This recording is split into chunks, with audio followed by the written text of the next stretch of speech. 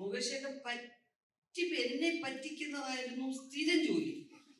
ഞാൻ പല സ്ഥലങ്ങളും പറഞ്ഞു. അപ്പൊ ഒരുപാട് ആർട്ടിസ്റ്റുകളുള്ള പടമാണല്ലോ അത്. എല്ലാവരും എല്ലാ പടത്തിലും കാണും. അപ്പൊ എല്ലാവർക്കും എല്ലാവരുടെയും കുടുംബകാര്യങ്ങളൊക്കെ അറിയാം. അപ്പൊ ഉണ്ട് ഒരു പടത്തിന് കുറെ ആർട്ടിസ്റ്റ്. CBI ഡയറക്ടർ എന്നൊരു സിനിമ നിങ്ങൾക്കൊക്കെ അറിയാം. ആ സിനിമയുടെ കുറെ പേര്, ക്യാപ്റ്റൻ രാജേട്ടൻ, അവരിവരെല്ലാവരുണ്ടേ. അപ്പൊ മുകേഷേട്ടൻ ഇങ്ങനെ ഒറ്റയ്ക്കൊരു സ്ഥലത്ത് പോയിരിക്കുന്നു, ഇങ്ങനെയൊക്കെ നോക്കുന്നു. ഒരു പേനയും ഒരു പേപ്പറും എടുത്തു. അവൻ എന്താ മുകേഷേട്ട അപ്പൊ എന്തെന്നാ എഴുതുന്നേ?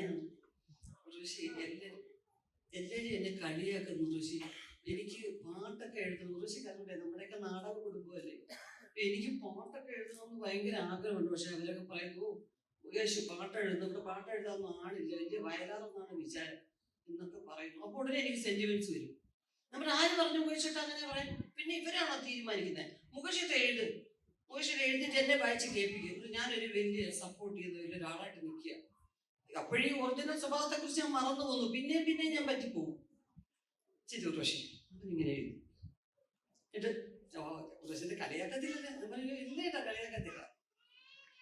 തിരുനെല്ലിക്കാട് പൂത്തു, തിന്നാൻ കിളി ഇറങ്ങി, കിളിയാട്ടും പെണ്ണെ കളിയാടാൻ വായോ. അങ്ങനെ പറഞ്ഞു. ഒരു സൂപ്പറായിരിക്കുന്നു മുകേഷേട്ടാ. അയ്യോ നല്ല കുറച്ച് പ്രാസമൊക്കെ ഒപ്പിച്ച് ഭയങ്കര രസമായിരിക്കുന്നു അല്ലേ? പക്ഷെ ഞാൻ അവിടെ കൊണ്ട് കളി. എന്നിട്ട് അവരുടെ അടുത്തോണ്ട് പേപ്പർ കഴിച്ചോട്ടെ.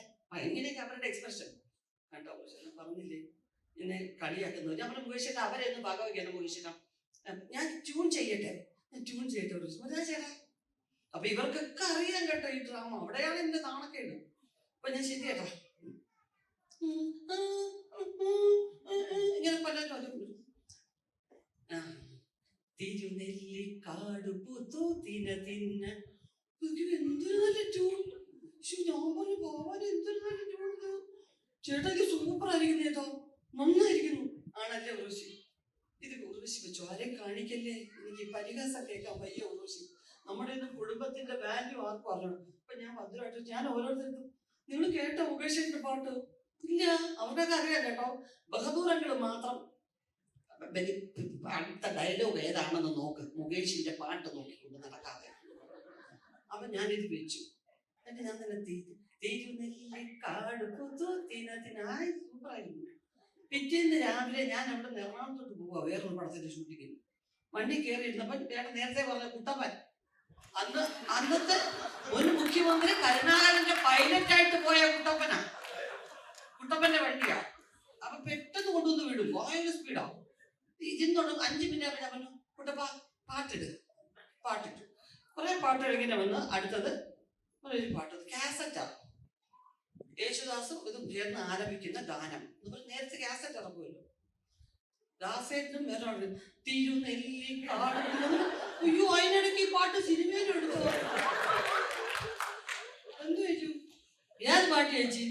ഞാൻ പറഞ്ഞു ഇന്നലെ മുകേഷ് എഴുതിയ പാട്ട് ഇന്ന് സിനിമയിൽ വന്നിരിക്കുന്നു. ചേച്ചി ഇത് ജോഷി സാറിന്റെ പടത്തിലെ പാട്ട് മുകേഷനും പാർവതി കൂടെ അഭിനയിച്ചിട്ടുണ്ട്. ഞാൻ എന്നെ കൊണ്ടുവന്ന് വിട്ടിട്ട് ഇങ്ങോട്ട് കൊണ്ടുവന്നു. എനിക്കാണെങ്കിൽ അപ്പ കൈ കിട്ടിയിരുന്നെങ്കിൽ എങ്ങനെ ഇങ്ങോട്ടോ ഇങ്ങനെ എടുത്തൊക്കെ എറിയണം. എനിക്ക് മാനക്കേട് സഹിക്കാൻ വയ്യ. ഞാൻ ആ ലൊക്കേഷനിൽ എല്ലാവരോടും പറഞ്ഞില്ലേ ഈ പാട്ടിനെ കുറിച്ച്. 4-5 ദിവസം കഴിഞ്ഞ് പോണം വരുമ്പോ മുകേഷനെ കാണണോടെ. എല്ലാവരുടെയും മുമ്പിൽ വെച്ച് എന്ത് പറഞ്ഞ് തോൽപ്പിക്കാം? ആർക്കും ഒന്നും പറഞ്ഞ് തോൽപ്പിക്കാനൊക്കത്തില്ല. ശരിക്കുള്ള ജീവിതത്തിൽ നമ്മളെ കുറിച്ച് ഒരാൾ കളിയാക്കിയാൽ നമ്മൾ ചിരിച്ചു പോകുന്ന ഒരൊറ്റ ആളിനെ ഞാൻ കണ്ടിട്ടുള്ളത് മുകേഷ്.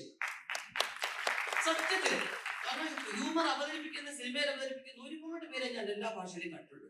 പക്ഷെ മുകേഷിന്റെ അത്രയും സ്പോണ്ടേനിയസ് ആയിട്ട് നമ്മളെ കൂടെ ചിരിപ്പിക്കുകയും ഒരു സെക്കൻഡ് ചിന്തിപ്പിക്കുകയും ചെയ്യുന്ന തമാശ പറ്റിക്കാനൊക്കത്തില്ല. ഞാൻ തോറ്റു പോവുകയാണ്.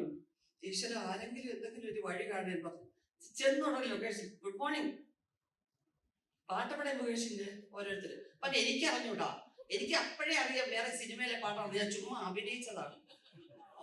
അതുപോലെ ഏതെല്ലാം സന്ദർഭത്തിൽ അത് ഈ പടത്തിൽ മുകേഷായിട്ട് ഉള്ളതപ്പോ ഞാൻ പറഞ്ഞു ആദ്യം തന്നെ ലൊക്കേഷനുള്ള പടത്തില അയ്യോ സൂപ്പറായിരിക്കും മുകേഷ്. കാരണം അറിയോ, ലൊക്കേഷനുകൾ ആനന്ദകരമാക്കാനാണ് സത്യത്തിൽ.